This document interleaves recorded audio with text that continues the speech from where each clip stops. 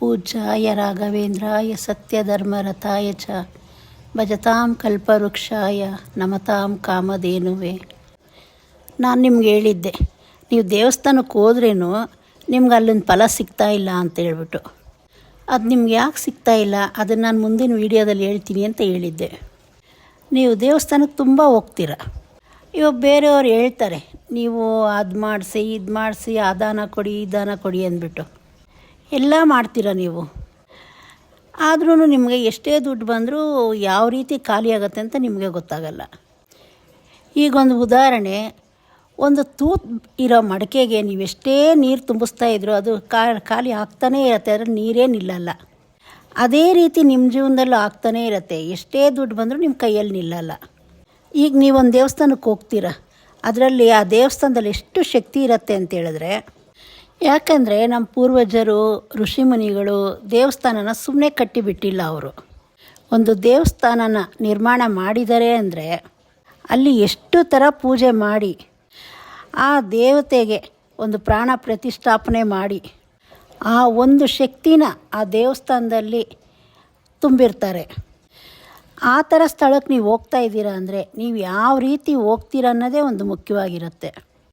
ಆ ದೇವಸ್ಥಾನ ನಿರ್ಮಾಣ ಮಾಡಿರೋದ್ರಲ್ಲಿ ಒಂದು ಕಲ್ಲು, ಒಂದು ಮಣ್ಣು, ಏನೇ ಇರಲಿ ಎಲ್ಲನೂ ದೇವರದ ಶಕ್ತಿ ತುಂಬಿರುತ್ತೆ ಅದರಲ್ಲಿ. ಈಗ ನಾನು ಹೇಳೋ ಮಾತು ನಿಮ್ಗೆ ಅನುಭವ ಆಗಿರುತ್ತೆ. ಯಾರಾದರೂ ಒಂದು ದೇವಸ್ಥಾನಕ್ಕೆ ಭಕ್ತಿಯಿಂದ ಹೋಗಿ, ಈಗ ನಿಮಗೆ ಮನೇಲಿ ಎಷ್ಟೇ ಕಿರಿಕಿರಿ ಆಗಲಿ, ಒಂದು ತೊಂದರೆ ಆಗಲಿ, ಎಷ್ಟೇ ಟೆನ್ಷನ್ ಇದ್ರೇನು ನೀವು ಹೋಗೋ ದೇವಸ್ಥಾನಕ್ಕೆ ಮನಸ್ಸಿಂದ ಹೋದರೆ ನಿಮ್ಗಾಗಿ ನೋಡಿ ಯಾವ ರೀತಿ ಶಾಂತಿ ನೆಮ್ಮದಿ ಸಿಗತ್ತೆ ಅಂದ್ಬಿಟ್ಟು. ತುಂಬ ಜನಕ್ಕೆ ಅದರ ಅನುಭವ ಆಗಿರುತ್ತೆ. ನೀವು ದೇವಸ್ಥಾನಕ್ಕೆ ಹೋಗ್ತಾ ಇದ್ದೀರಾ ಅಂದರೆ ಪಿಕ್ನಿಕ್ ಥರ ಹೋಗಿ ಬಂದು ಅಲ್ಲಿ ಕೂತ್ಕೊಳ್ಳೋಕ್ಕೂ ಟೈಮ್ ಇಲ್ದಿರ ನೀವು ನನಗೆ ಅದು ಮಾಡಿಕೊಡು, ನನಗೆ ಇದು ಮಾಡಿಕೊಡು, ಅದು ಕೊಡು, ಇದು ಕೊಡು ಅನ್ನೋ ಕೇಳೋ ಜಾಗ ಅಂಥದ್ದಲ್ಲ ಅದು. ನೀವು ಆ ರೀತಿ ಆ ಮನಸ್ಥಿತಿಯಿಂದ ದೇವಸ್ಥಾನಕ್ಕೆ ಹೋದರೆ ನಿಮಗೆ ಅಂಥ ಪುಣ್ಯ ಸ್ಥಳದಲ್ಲಿ ಕೂಡ ನಿಮಗೆ ನೆಮ್ಮದಿ ಸಿಗಲ್ಲ. ಈಗ ತುಂಬ ಜನ ದೇವಸ್ಥಾನಕ್ಕೆ ಹೋಗ್ತಾರೆ, ಅಲ್ಲಿಂದ ಬರಬೇಕಾದ್ರೆ ಬರೀ ಕೈಯಲ್ಲಿ ಬರ್ತಾರೆ. ಅದು ಏನಕ್ಕೆ ಅಂದ್ಬಿಟ್ಟು ನಿಮಗೆ ಗೊತ್ತಾ?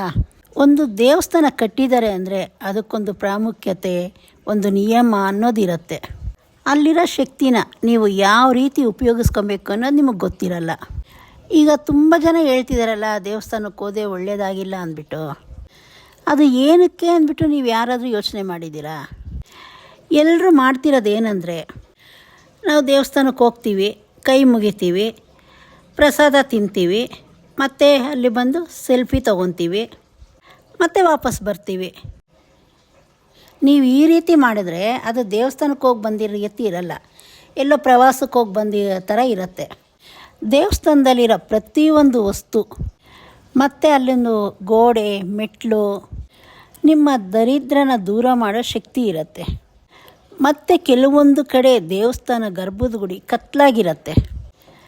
ಮತ್ತು ಅದೆಲ್ಲ ಅಲ್ಲಿನ ಆಚರಣೆ, ಅಲ್ಲಿನ ನಿಯಮ.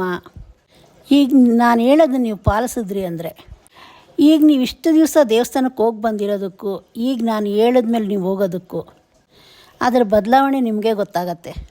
ಮುಂದೆ ಹೋಗೋದಕ್ಕಿಂತ ಮುಂಚೆ ರಾಯರನ್ನ ಮತ್ತು ಐಶ್ವರ್ಯಕ್ಕೆ ಅಧಿದೇವತೆ ಆಗಿರೋ ಲಕ್ಷ್ಮೀನ ಮನಸ್ಸಲ್ಲಿ ತಿಳ್ಕೊಂಡು ರಾಯರಿದ್ದಾರೆ, ಮಹಾಲಕ್ಷ್ಮಿಯೇ ನಮಃ ಅಂದ್ಬಿಟ್ಟು ಕಮೆಂಟ್ ಮಾಡಿ. ನಾನು ಹೇಳಿದ್ನಲ್ಲ ನಿಮಗೆ, ದೇವಸ್ಥಾನ ಪ್ರತಿಯೊಂದು ವಸ್ತುವಲ್ಲೂ ಶಕ್ತಿ ಇರುತ್ತೆ ಅಂದ್ಬಿಟ್ಟು. ಈಗ ನಾವು ದೇವಸ್ಥಾನ ಹತ್ರ ಹೋಗ್ತಾ ಇದ್ದೀವಿ ಅಂದರೆ ಮೊದಲು ಏನು ಮಾಡಬೇಕು ಅಂದರೆ, ನಮ್ಮ ತಲೆಯಲ್ಲಿರೋ ಕೆಟ್ಟ ಆಲೋಚನೆ ಎಲ್ಲ ಅಲ್ಲಿ ಆಚೆನೇ ಬಿಡಬೇಕು. ನಾವು ನನಗೇನು ಗೊತ್ತಿಲ್ಲ ಅಂದ್ಬಿಟ್ಟು ಒಂದು ಒಳ್ಳೆ ಮನಸ್ಸಿನಿಂದ ನಾವು ಒಳಗಡೆ ಹೋಗಬೇಕು. ಎಲ್ರಿಗೂ ಗೊತ್ತು ಮಕ್ಕಳಂದರೆ ದೇವತೆಗಳಿಗಿಷ್ಟ ಅಂದ್ಬಿಟ್ಟು. ಯಾಕಂದರೆ ಮಕ್ಕಳು ಮನಸ್ಸಲ್ಲಿ ಯಾವುದೇ ಕೆಟ್ಟ ಆಲೋಚನೆ ಇರಲ್ಲ, ಅವ್ರಿಗೇನೂ ಗೊತ್ತಿರಲ್ಲ. ಅದೇ ರೀತಿ ನಾವು ಒಂದು ಮಗು ಮನಸ್ಸನ್ನಿಟ್ಕೊಂಡು ನಾವು ಒಳಗಡೆ ಹೋಗಬೇಕು. ನೀವು ದೇವಸ್ಥಾನದ ಒಳಗಡೆ ಹೋಗೋದಕ್ಕೆ ಮುಂಚೆನೇ ತಪ್ಪು ಮಾಡ್ತೀರ. ಏನು ಮಾಡ್ತೀವಿ ಅಂದರೆ ಹೊಸನ್ನು ತುಳ್ಕೊಂಡು ಒಳಗಡೆ ಹೋಗ್ತಾ ಇರ್ತೀವಿ. ಆ ಹೊಸ್ಲು ಕೆಳಗಡೆ ವಾಸ್ತು ಪುರುಷನ ಮರ್ಮಸ್ಥಾನ ಇರುತ್ತೆ ಅಂದ್ಬಿಟ್ಟು ಶಾಸ್ತ್ರದಲ್ಲಿ ಹೇಳಿದ್ದಾರೆ. ನೀವು ಬೆನ್ನು ಬಗ್ಗಿಸಿ ಆ ಹೊಸಲು ಮುಟ್ಟಿ ಕಣ್ಣಿಗೆ ಒತ್ತುಕೊಂಡು ನಮಸ್ಕಾರ ಹಾಕಿ, ಆಮೇಲೆ ಬಲಗಾಲಿಟ್ಟು ಒಳಗಡೆ ಹೋಗಿ. ನೀವು ಹೊಸ್ಲಿಗೆ ನಮಸ್ಕಾರ ಮಾಡುವಾಗ ಮನಸಲ್ಲೇ ಕೇಳ್ಕೊಳ್ಳಿ, ನನ್ನ ಕಷ್ಟ ಚಿಂತೆ, ನೋವು, ಅಹಂಕಾರ ಎಲ್ಲ ಈ ಹೊಸ್ಲಿಂದ ಆಚೆನೇ ಇರಲಿ ಅಂತ ಕೇಳಿಬಿಟ್ಟು ಬಲಗಾಲು ಇಟ್ಬಿಟ್ಟು ಒಳಗಡೆ ಹೋಗಿ.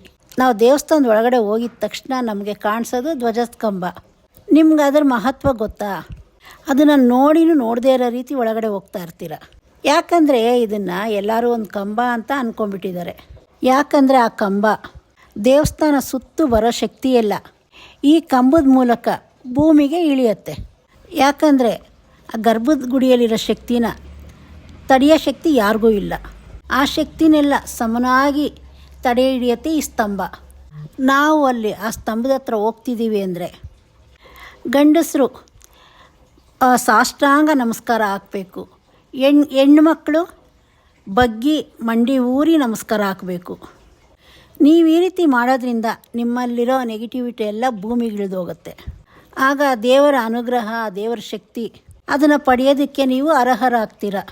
ಮತ್ತು ನೀವು ಗರ್ಭದ ಗುಡಿ ಒಳಗಡೆ ಹೋದರೆ ಇದು ಮುಖ್ಯವಾದ ಘಟ್ಟ. ನೀವು ಹೋಗಿ ದೇವ್ರ ಮುಂದೆ ನಿಂತ್ಕೊಂಡಿದ್ದೀರಾ ಅಂದರೆ ನಿಮ್ಮಲ್ಲಿರೋ ಸಮಸ್ಯೆ ಎಲ್ಲ ದೂರ ಹಾಕೋ ಶಕ್ತಿ ಅಲ್ಲಿರುತ್ತೆ. ನೀವು ಅಲ್ಲಿ ನಿಂತ್ಕೊಂಡು ಕಣ್ಣಲ್ಲಿಟ್ಟು ದೇವ್ರನ್ನ ನೋಡಬೇಡಿ, ಅದನ್ನು ತಡೆಯೋ ಶಕ್ತಿ ಯಾರಿಗೂ ಇಲ್ಲ. ನೋಡಬೇಕಾದ್ರೆ ಮೊದಲು ತಲೆ ಬಾಗಿಸಿ ಕೈ ಮುಗಿದು ಮೊದಲು ದೇವ್ರ ಪಾದನ ನೋಡಿ ಕೈ ಮುಕ್ಕೊಳ್ಳಿ.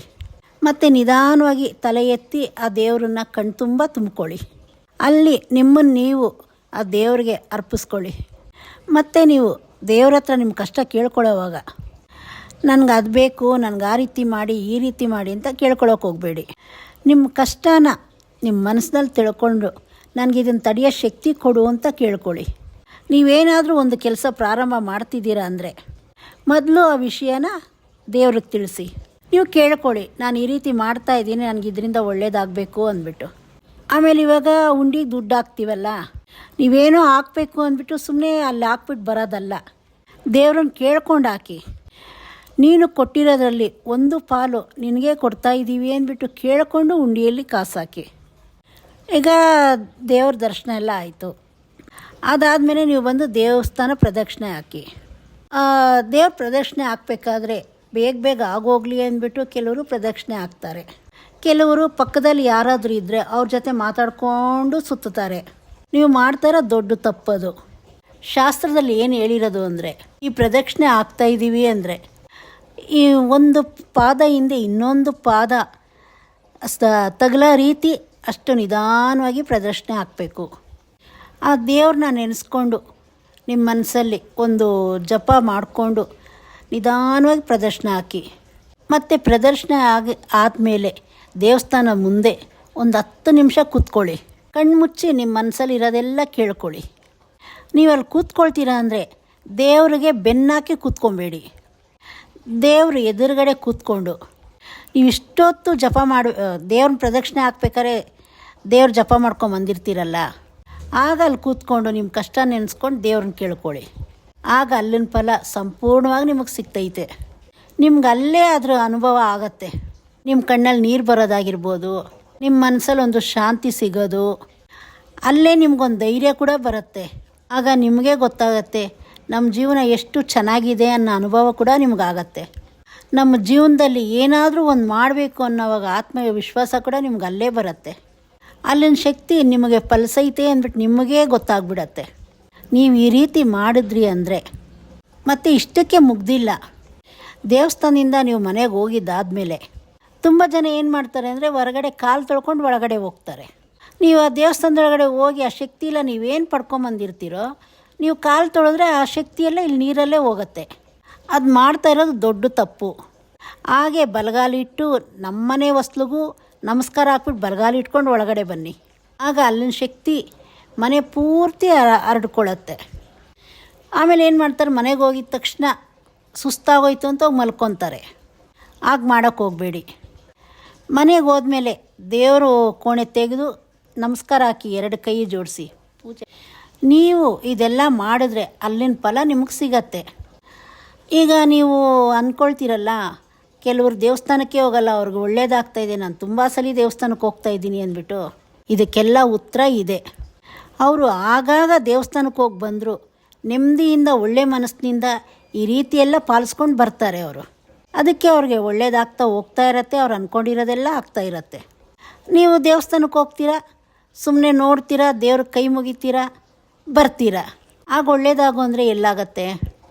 ಮುಖ್ಯವಾಗಿ ಏನು ಮಾಡ್ತಾರೆ ಅಂದರೆ, ದೇವಸ್ಥಾನದಲ್ಲಿ ತುಂಬ ಜನ ಇರ್ತಾರೆ ಅಂದ್ಬಿಟ್ಟು ಒಳಗಡೆ ಹೋಗೋದೇ ಇಲ್ಲ, ಹಾಗೇ ಬರ್ತಾರೆ.